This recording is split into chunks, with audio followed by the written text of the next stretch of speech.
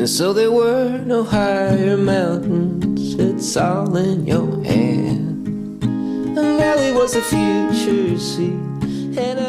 La vida consciente o la vida en el presente es algo de lo que oímos hablar muchas veces, pero que en la mayoría de ocasiones dejamos pasar por alto. ¿Qué es? ¿Por qué nos parece tan atractivo el término de vida slow, vida consciente, pero a la vez nos resulta tan difícil practicarlo?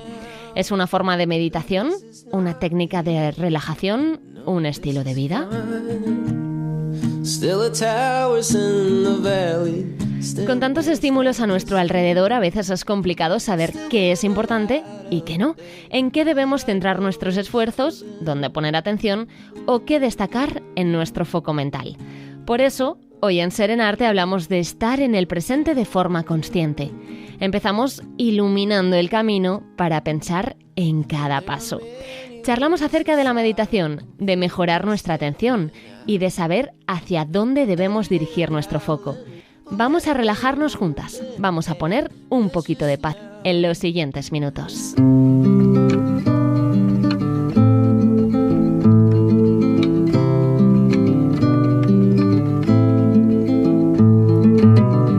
I feel just like an open book, exposing myself in this neighborhood, talking to people as if I knew them well, thinking that everyone has gone through different kinds of hell. María José Santiago, ¿cómo estás? ¿Qué tal? Qué bien, qué gustito volver a saludarte y a interactuar contigo, porque en el anterior capítulo estábamos las dos, pero no fue tal y como conocemos los capítulos de Serenarte. Y la verdad es que estoy muy contenta de estar de vuelta en esta tercera temporada ya y también muy contenta de ese primer capítulo, que aunque no fue una conversación como a lo que estamos acostumbradas, es una meditación que me gusta mucho y que utilizo mucho en sesiones, ¿no? Me parece un tipo de meditación muy potente y era otra forma de conectar con esa serenidad, ¿no?, a la que buscamos con este podcast, y la verdad es que me gustó mucho, estaba muy contenta de que lo pudiésemos añadir también en uno de los capítulos. Y hoy, bueno, pues vamos a hablar, como decía, de la vida en el presente.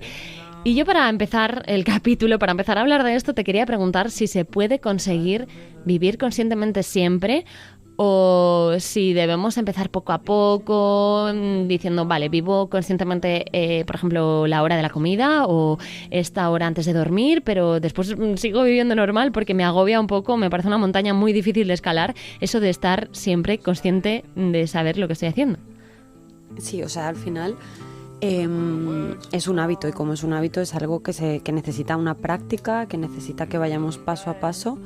Y obviamente habrá momentos del día en el que nos desconectemos, ¿no? Al final, pues nos pasan ciertas cosas que nos conectan con ese pasado, con esa nostalgia, con ese echar de menos, con cierta culpa, cosas que hemos podido hacer, o a ese futuro, ¿no?, del pensar qué va a suceder, ese miedo que nos puede producir, ese intento de control, pero lo importante no es que eso no nos pase, porque es normal como seres humanos que nos pueda pasar. A todos seguramente os sonará, a las personas que nos estáis escuchando, y a nosotras mismas también nos ha pasado, ¿no? Pero yo creo que lo importante es el tiempo también que invierto en eso, ¿no? Y el tiempo que me permito estar en esos otros tiempos verbales sin hacer ese trabajo de crear ese hábito para volver al presente. Al final, en el presente es un espacio muy corto, ¿no? Claro.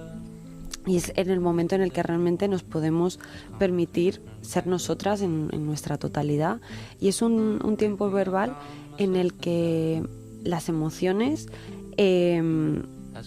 se viven de una forma distinta, ¿no?, a cuando nos culpamos, porque se viven desde un punto en el que puedo hacer cosas por esa emoción que puedo estar sintiendo, ¿no? En los otros tiempos verbales no puedo hacer nada por esa emoción, porque son momentos en los que no hay una gestión de las situaciones de forma realista, ¿no? Entonces creo que eso es importante tenerlo ahí. María José, hemos ido añadiendo palabras cada vez más a nuestro día a día, slow life, vida slow. Por ejemplo, todo esto que me estás contando a mí me recuerda mucho al mindfulness. ¿Es más o menos esto? ¿Se refiere a esto?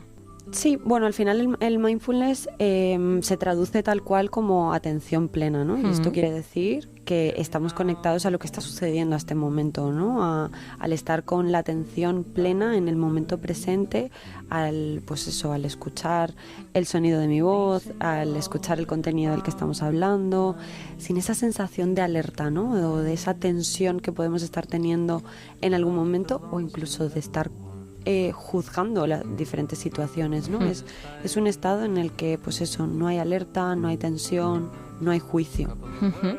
Y si lo estamos tratando en un capítulo de Serenarte es porque es algo realmente importante, esto de practicar esta vida consciente, esta vida presente. ¿En qué nos ayuda?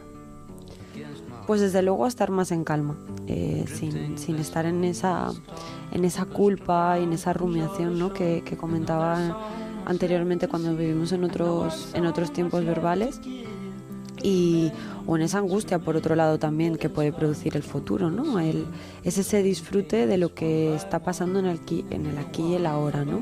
No quiere decir que las emociones vayan a ser agradables siempre en el aquí y el ahora, pero al menos me permite poder hacer algo también con ello, ¿no? En los otros tiempos nos vemos en una sensación de incapacidad, ¿no? Para resolver lo que pueda estar pasando. ¿Y dónde debemos poner el foco en la vida cotidiana para conseguir esto? Imagino que hay ciertos pasos, ¿no? Que nos puedes decir para poder conseguirlo. Bueno, hay diferentes tips o no sé cómo llamarlo, anclas también, ¿no? al presente. A mí hay una que me gusta mucho, que es el de utilizar tanto placeres como estímulos multisensoriales, ¿no? O sea, que no se centre únicamente en un sentido, como únicamente escuchar algo, que también podría servir, pero cuando lo conectamos a diferentes sentidos nos permite también conectar de una forma mucho más rápida al presente, ¿no?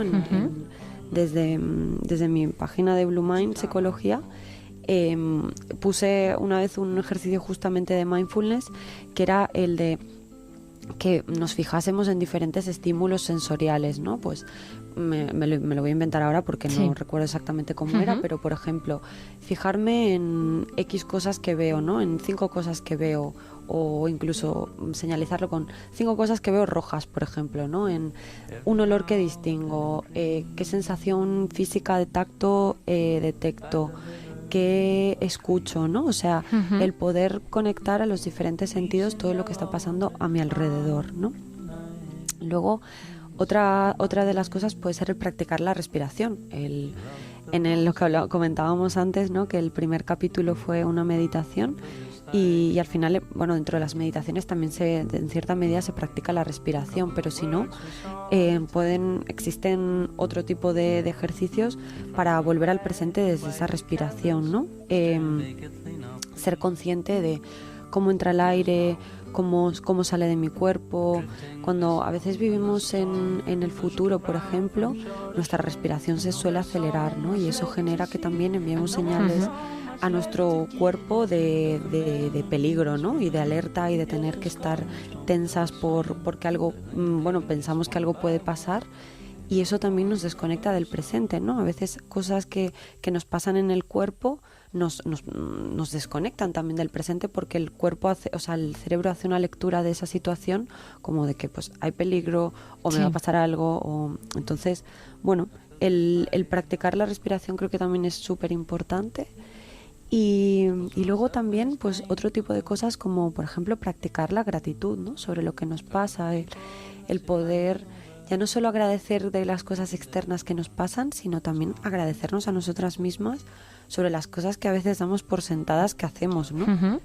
A veces nos pasa, ¿no? Que ayer justo en sesiones lo hablaba con una chica que hace seguimiento conmigo. Y yo le decía, ¿no? Apúntate 3 veces, 3 cosas que al final del día haces bien.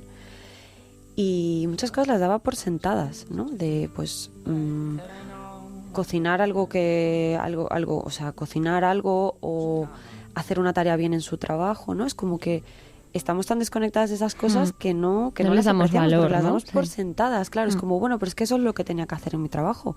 Bueno, pero lo estás haciendo. O sea, y eso también es algo que te conecta, ¿no? al presente y puede ayudar a practicarlo, ¿no? El hacer consciente, pues mira, ahora mismo, si tuviésemos que poner un ejemplo de esto, es el poder estar hablando tranquila sin que mis nervios me controlen, que siempre me pongo un poco nerviosa cuando tengo que ponerme frente al micro, pues agradecerme eso, ¿no? De poder haberme dado ese espacio de respirar justo cuando tú estabas haciendo la intro para relajarme y poder entrar un poco más tranquila a grabar el capítulo. Claro, al final hay un montón de cosas que nos hacen ser conscientes y vivir un poco el presente en cuanto las pensamos. Pero yo creo que hay mucha gente que nos estará escuchando que puede pensar: es que yo me despisto hasta con una mosca, es que es imposible callar todo lo que pasa en mi cabeza.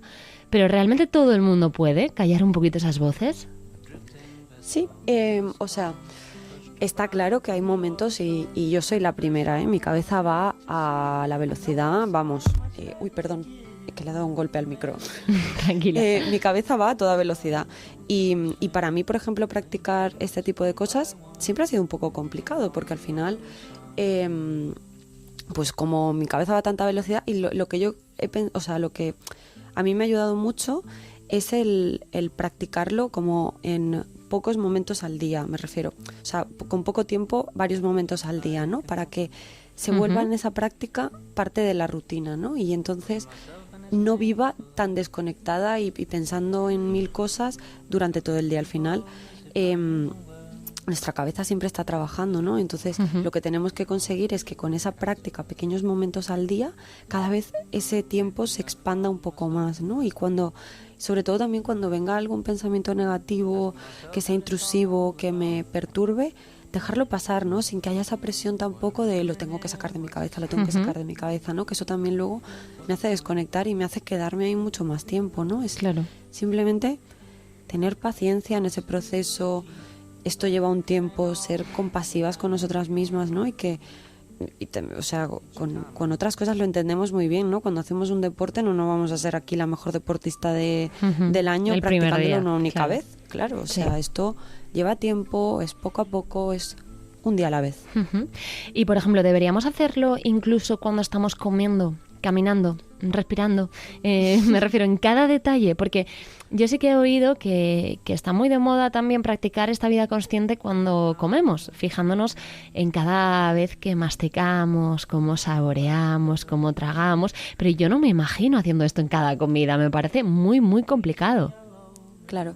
A ver, aquí también, o sea, en el tema de la comida también lo hacen porque volvemos como a esos tips de antes, ¿no? Que es al final algo multisensorial, ¿no? Porque puedes conectarte a diferentes sentidos con la comida. Y sobre todo también es porque suelen ser actividades muy cotidianas, ¿no? En las que son tan cotidianas y las hacemos tantas veces a lo largo de nuestra vida que solemos entrar en piloto automático en esos momentos, ¿no? Cuando, pues, si de camino tú a la radio cada mañana, Marta, te vas por el mismo camino, probablemente haya días en que ni te acuerdes del camino. Porque son cosas que entramos en ese piloto automático, entonces y en ese piloto automático muchas veces es cuando la cabeza se va a pues pensamientos que nos puedan hacer daño o a generar estrés, a generar pensamientos negativos. Entonces ahí es cuando hay que trabajar ese momento de también volver a la conciencia y volver al presente, ¿no? Y para cortarlos, ¿no?